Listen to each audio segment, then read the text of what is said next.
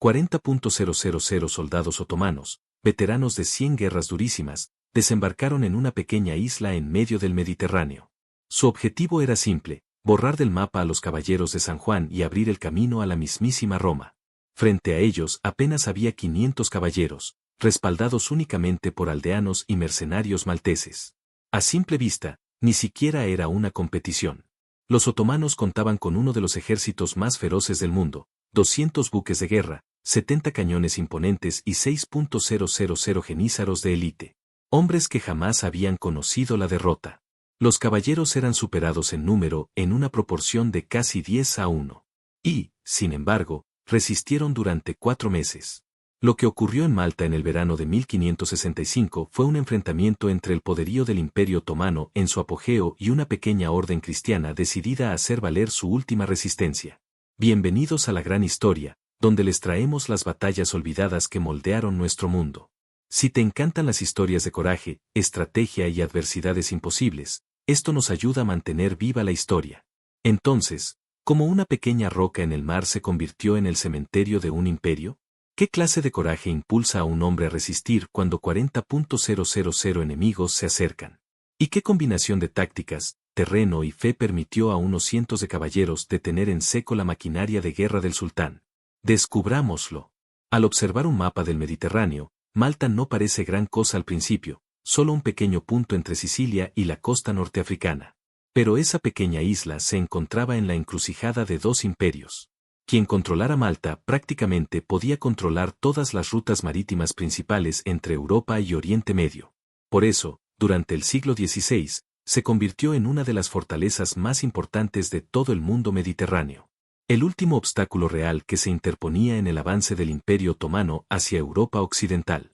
Tras ser expulsados de Rodas por los otomanos en 1522 y perder Trípoli en 1551, los caballeros hospitalarios, también conocidos como los caballeros de San Juan, no tenían otro lugar a donde ir. Eran guerreros y monjes al mismo tiempo, que habían jurado defender la cristiandad. Y para ellos, la retirada no era una opción.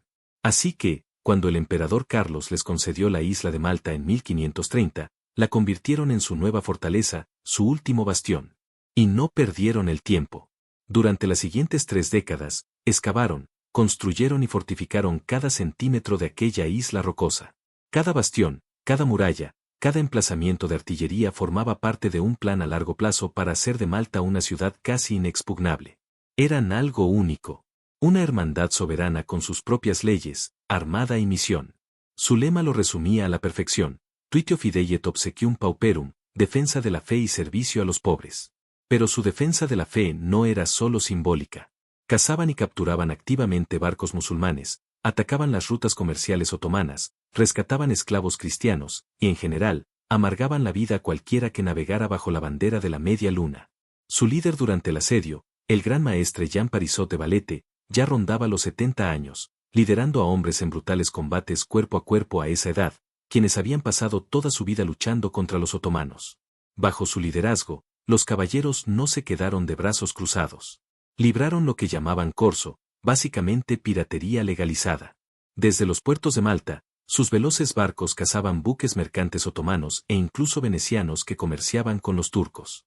Atacaron como lobos marinos, tomando carga, prisioneros y oro, y enviando un claro mensaje de que el Mediterráneo seguía siendo un espacio en disputa.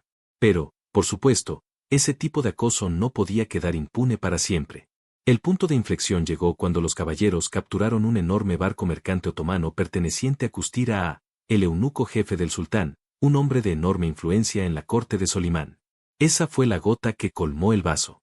Ya no era solo una incursión. Era un insulto personal al propio sultán. Y cuando se insultaba a Solimán el Magnífico, se podía estar seguro de que se avecinaba una retribución. Así pues, los otomanos prepararon una fuerza de invasión que eclipsaría cualquier otra que Malta hubiera visto jamás.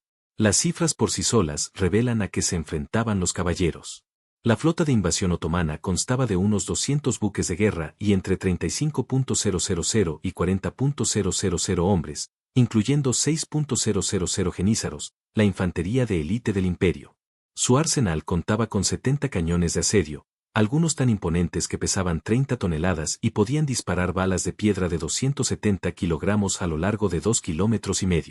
Contra eso, los caballeros apenas podían reunir unos pocos cientos de caballeros, apoyados por la milicia maltesa, soldados españoles e italianos, e incluso algunos esclavos a los que se les prometía la libertad si luchaban.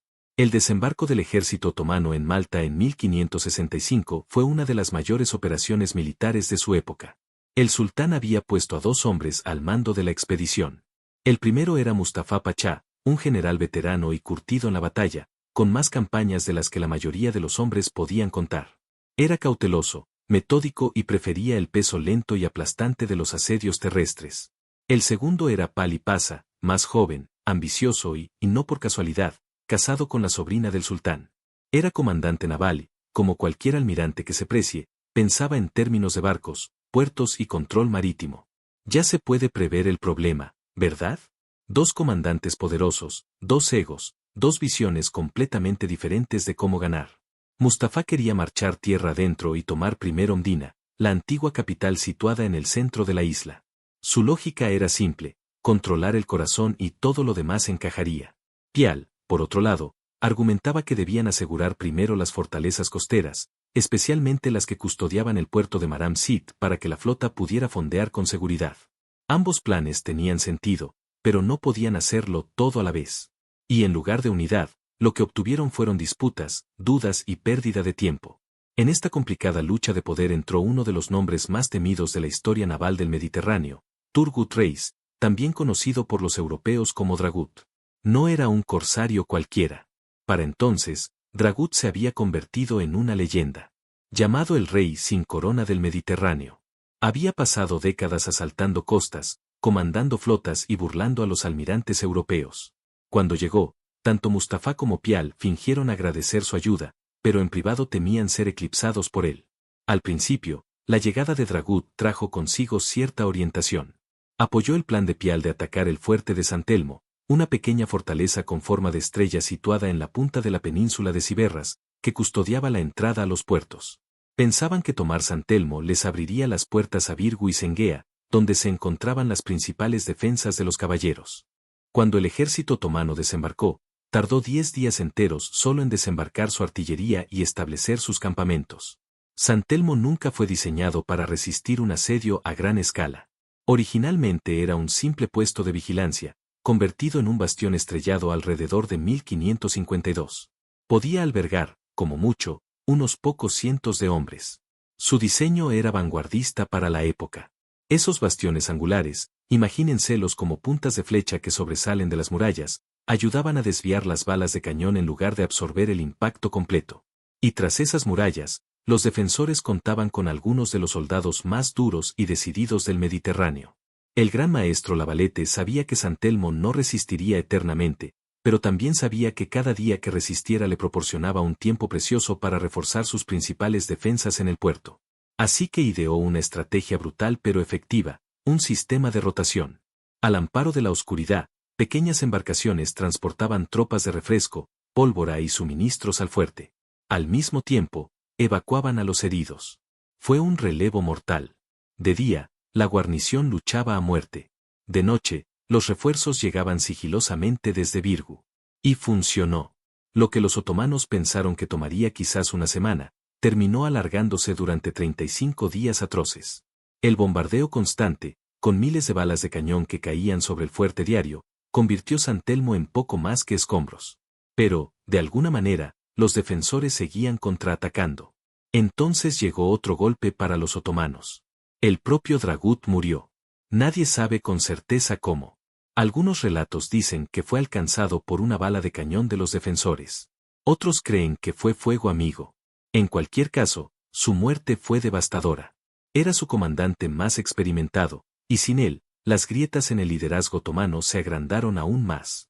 Cuando el fuerte de San Telmo finalmente cayó el 23 de junio, fue nada menos que un baño de sangre. Los otomanos habían capturado uno de los puntos fuertes más importantes de Malta y, según toda lógica militar, el resto de las defensas de la isla deberían haber seguido su ejemplo poco después. Pero el gran maestro Jean Parisot Lavalette no estaba listo para rendirse. Todavía no. Nunca.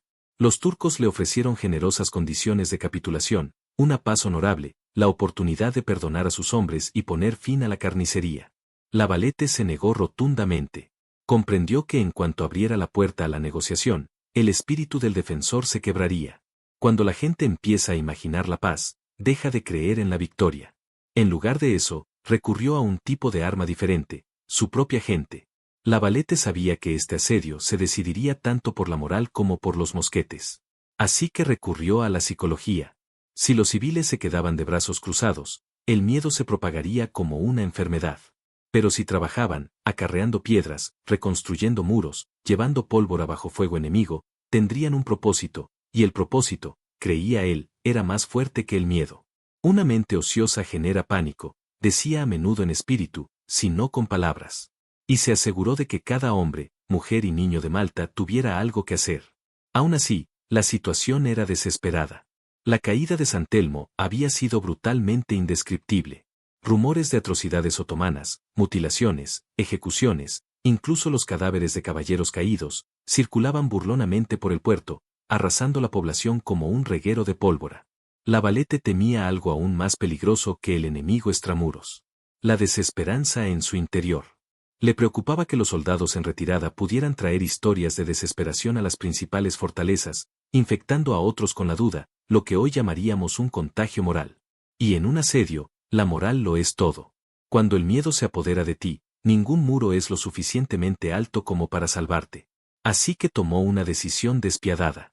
Lavalette emitió un decreto oficial que ordenaba la ejecución de todos los prisioneros otomanos capturados. Y aquí viene lo impactante, ordenó que las ejecuciones no las llevaran a cabo soldados, sino los propios civiles. Su razonamiento fue frío, incluso brutal, pero estratégicamente sólido. Al obligar a los ciudadanos a matar al enemigo con sus propias manos, eliminó cualquier vía psicológica para la rendición. Una vez derramada sangre, no hay vuelta atrás. Fue violencia colectiva sancionada por el Estado. Pero funcionó. El horror del acto, paradójicamente, unió a la población. Convirtió su dolor y miedo en rabia y determinación. De repente, la rendición dejó de ser una opción moral. El pueblo de Malta libraba una guerra sin retorno. Este momento expone una de las grandes contradicciones de la historia. Los caballeros de San Juan eran una orden militar cristiana que juró defender la fe. Sin embargo, allí estaba su gran maestro ordenando lo que hoy llamaríamos una atrocidad. Es incómodo pensarlo, pero refleja la mentalidad brutal del siglo XVI, un mundo todavía moldeado por la lógica de las cruzadas, donde la misericordia era vista como debilidad y la supervivencia justificaba casi cualquier cosa. De los aproximadamente 1500 defensores, casi todos estaban muertos o moribundos. Pero su sacrificio tuvo un coste asombroso para los atacantes. Al menos 6000 soldados otomanos murieron, incluyendo casi la mitad de sus genízaros de élite. Así que, tras la caída del fuerte de San Telmo, uno pensaría que los otomanos arrasarían con el resto de la isla, ¿verdad?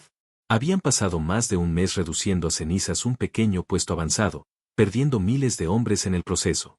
Ahora dirigían toda su furia hacia las principales defensas de los caballeros, las fortalezas gemelas de Virgu, también llamada Vitoriosa, y Sengea, a la que los defensores apodaban con orgullo Città Invicta, la ciudad invicta. Pero lo que los otomanos no sabían era que estas dos fortalezas no eran simples castillos medievales. Eran fortalezas de vanguardia construidas con lo último en ingeniería militar del siglo XVI. Permítanme describir el panorama. En la Edad Media, los castillos tenían murallas altas y rectas. Impresionantes, sí, pero también blancos fáciles para el fuego de cañón. Para el siglo XVI, la pólvora lo había cambiado todo.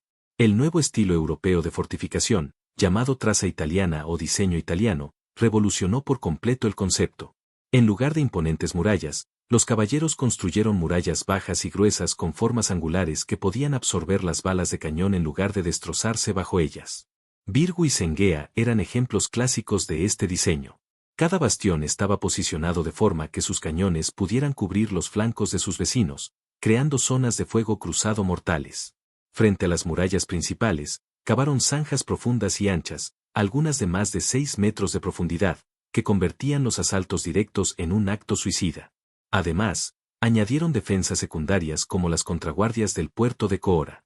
Se construyeron fortificaciones más pequeñas frente a las puertas principales para atrapar a los atacantes en estrechas zonas de ataque. Se trataba de sistemas estratificados diseñados para ralentizar, desmantelar y desangrar a cualquier enemigo que se atreviera a acercarse. Incluso las mejores fortificaciones son inútiles sin ingenio. Y ahí es donde los caballeros realmente brillaron. Trataron este asedio como un enorme experimento de supervivencia en tiempo real. Se convirtió, en muchos sentidos, en el primer laboratorio a cielo abierto del mundo para la guerra antiasedio. Una de las ideas más brillantes provino de sus defensas navales. Los otomanos planeaban atacar Sengea por mar, creyendo que podrían sortear los pesados cañones del fuerte de San Ángel.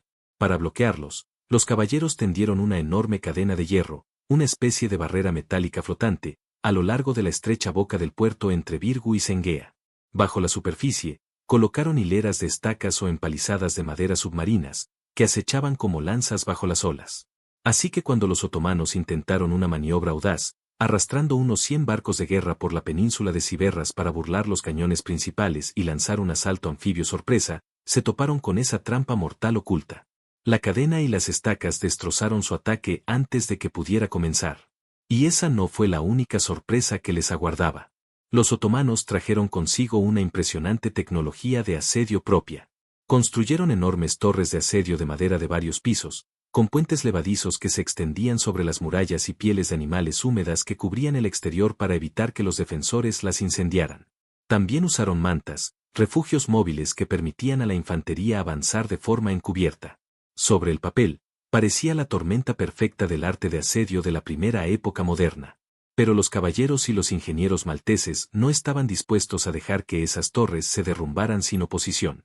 Trabajando bajo tierra, excavaron túneles bajo las fortificaciones de asedio otomanas, primitivas pero efectivas contraminas que les permitían colocar explosivos o derrumbar las estructuras superiores. Los hombres luchaban cuerpo a cuerpo en la oscuridad total, blandiendo picos, palas e incluso puños.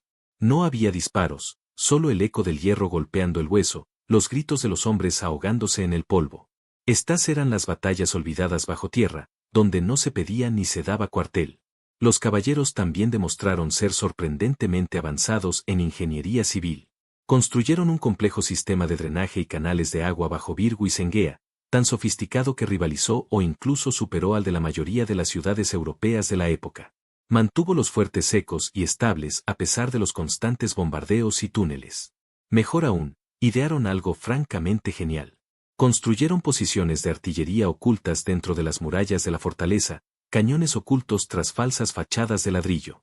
Cuando las torres otomanas se acercaban lo suficiente, esos cañones ocultos abrían fuego con perdigones encadenados, 2 bolas de hierro unidas por una cadena, una especie de metralla primitiva que se usaba habitualmente en el mar para destrozar mástiles y aparejos. Disparada a corta distancia, desgarraba madera, cuerdas y carne por igual. Puedes imaginar la escena. Los otomanos avanzaban con su enorme torre de asedio. Una pesada fortaleza de madera sobre ruedas cubierta con capas de pieles de animales húmedas para hacerla ignífuga, creyendo que estaban a pocos metros de la victoria. Normalmente, estas torres permitirían a los atacantes asaltar una muralla desde arriba. Pero los cañones camuflados de los caballeros, disparando desde ángulos inesperados, volaron la torre antes de que pudiera siquiera alcanzar las murallas. Esas torres, cuya construcción había llevado semanas, se convirtieron en trampas mortales en cuestión de segundos. A finales de agosto, tras más de 3 meses de brutales combates bajo el sol maltés, el poderoso ejército otomano, la misma fuerza que había aterrorizado a Europa durante un siglo, comenzó a resquebrajarse desde dentro. El campamento otomano se estableció en Mara, cerca de las marismas al pie del gran puerto. Al principio, parecía una buena ubicación. Terreno llano, fácil de transportar suministros, lo suficientemente cerca como para lanzar asaltos sobre Virgu y Sengea. Pero en el abrasador verano maltés, esas marismas se convirtieron en un caldo de cultivo para enfermedades. El agua estancada, la comida podrida y el hedor de miles de cuerpos sin lavar cociéndose al sol crearon las condiciones perfectas para las epidemias. Pronto, los hombres comenzaron a caer en sus propias filas. La disentería, llamada entonces la gripe sanguinolenta, se extendió rápidamente, seguida de fiebres pútridas y tifus. Los soldados que habían sobrevivido a los cañonazos y a los duelos de espadas ahora yacían indefensos, retorciéndose de fiebre en el barro. No existía un sistema médico adecuado ni saneamiento, y las fuentes de agua se contaminaron rápidamente. Mientras tanto, al otro lado del puerto, los defensores lo estaban haciendo mejor de lo que nadie podía esperar. Hervían agua, separaban a los enfermos de los sanos y mantenían limpias sus viviendas. Aunque eran inferiores en número, Su capacidad para mantener a raya las enfermedades les otorgaba una ventaja discreta pero decisiva. A finales de agosto, el ejército otomano seguía siendo enorme, pero estaba exhausto, desmoralizado y físicamente descompuesto. Y, sin embargo, Mustafa Pachá no estaba dispuesto a rendirse. Todavía no. El 7 de agosto, creyendo que los defensores estaban en las últimas, lanzó un último y desesperado asalto a gran escala sobre Virgu. La lucha fue feroz. Oleadas de jenízaros asaltaron las murallas. Y en varios puntos, casi las rompieron. Humo, sangre y polvo llenaban el aire. Durante horas pareció que la fortaleza finalmente caería. Pero entonces, de repente, ocurrió algo inesperado. Una pequeña fuerza de caballería procedente de Mdina, al mando del capitán Vincenzo Anastagi, atacó la retaguardia otomana, no en su línea de batalla, sino en su hospital de campaña. El ataque en sí fue pequeño, apenas unas pocas docenas de caballeros y jinetes, pero su efecto fue enorme. Abatieron a más de 60 soldados y personal médico heridos, y la noticia corrió como la pólvora por el campamento otomano. Los soldados en el frente oyeron que el ejército cristiano de socorro venía de Sicilia, el tan esperado gran socorro. Cundió el pánico. Los hombres de Mustafa, ya desbordados y con el corazón destrozado, creyeron que estaban a punto de ser rodeados. Lo que se suponía que sería el avance decisivo se desvaneció en el caos. Los otomanos interrumpieron su ataque y se replegaron, dejando tras de sí miles de muertos. Ese golpe psicológico fue devastador. A partir de entonces, los otomanos lucharon no solo contra los caballeros, sino también contra su propio miedo. Y los caballeros, astutos como siempre, se aseguraron de alimentar ese miedo. Cuando Mustafa consideró más tarde retirarse tierra adentro para reagruparse cerca de Mdina durante el invierno, la pequeña ciudad del interior ideó uno de los riscos más audaces del asedio. Aunque casi no contaba con suministros y con muy pocos defensores, la guarnición disparó sus cañones a larga distancia, inútilmente, solo para hacer ruido. Para los otomanos, sonaba como una ciudad repleta de defensas, lista para otra batalla. Mustafa no estaba dispuesto a arriesgarse más. Decidió retirarse definitivamente. Mientras tanto, al otro lado del mar, la ayuda finalmente estaba en camino. Don García de Toledo, el virrey español de Sicilia, había estado reteniendo a su fuerza de relevo durante meses, esperando el momento oportuno. Algunos dicen que dudó por precaución, con la esperanza de que los caballeros debilitaran primero a los otomanos. Sea cual sea el motivo, su ejército, el Gran Socorro, de entre 8.000 y 10.000 soldados, en su mayoría españoles, no zarpó hasta principios de septiembre. Cuando desembarcaron en la costa norte de Malta, la visión de esos estandartes españoles debió de ser un milagro para los exhaustos defensores. Para los otomanos, fue la gota que colmó el vaso. Sus hombres estaban enfermos, la moral por los suelos y el clima se estaba volviendo en su contra. Septiembre marcaba el comienzo de la temporada de tormentas en el Mediterráneo, y su flota no podía arriesgarse a quedar atrapada. Así, el 8 de septiembre de 1565, tras 3 meses y 3 semanas de lucha incesante, el ejército otomano finalmente desmanteló su campamento. Lo que había comenzado como una de las mayores fuerzas de invasión en la historia del imperio, ahora regresaba a sus barcos con dificultad, hambriento, enfermo y derrotado. Según la mayoría de las estimaciones, se perdieron entre 25.000 y 35.000 soldados otomanos. La imagen de invencibilidad otomana, ese aura que había aterrorizado a Europa durante casi un siglo, se quebró allí mismo, en los acantilados abrasados por el sol de Malta. Y en cuanto a los defensores, los caballeros hospitalarios se convirtieron de la noche a la mañana en leyendas. Pero su líder, el gran maestre Jean Parisot de Valette, comprendió algo que otros no. La próxima vez, los otomanos podrían regresar aún más fuertes. Así que, mientras las celebraciones de la victoria aún resonaban por toda la isla, se puso a trabajar en algo extraordinario. Decidió construir una ciudad completamente nueva en la península de Ciberras, la cresta rocosa que dominaba el gran puerto, el mismo lugar donde se alzaba el fuerte de San Telmo, que casi cayó durante el asedio.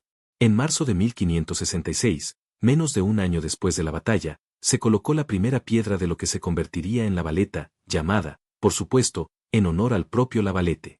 La Valeta fue diseñada desde cero para ser una fortaleza camuflada en capital.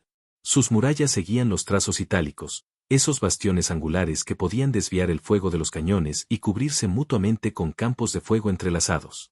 Cada calle, cada muralla, cada fortificación se construyó con un solo objetivo: asegurar que Malta nunca volviera a ser tomada por sorpresa. Como lo expresó un cronista, la ciudad se construyó para negar esa posición a cualquier enemigo para siempre. Pero la historia no termina ahí. La victoria de Malta tuvo repercusiones mucho más allá de sus rocosas costas. La noticia del asedio se extendió por toda Europa. Durante décadas, muchos reinos cristianos se habían mostrado reacios a desafiar a los otomanos en el mar. Pero ahora, de repente, el imperio invencible parecía mortal. Esa defensa, ganada con tanto esfuerzo, inspiró nueva confianza, nueva financiación y, lo más importante, nueva cooperación. Tan solo 6 años después, en 1571, el mismo espíritu que ardía en Malta ayudó a forjar la Liga Santa, una alianza poco común entre potencias europeas rivales, España, Venecia, los estados pontificios y otras para repeler a los otomanos. Su flota combinada ganaría la batalla de Lepanto, la mayor batalla naval del siglo XVI y otro golpe devastador para las ambiciones otomanas en el Mediterráneo. Y así fue como una pequeña isla defendida por apenas unos miles de hombres detuvo a uno de los mayores imperios de la Tierra. Si te gustó esta historia, dale a me gusta. Nos ayuda a mantener vivas estas batallas olvidadas.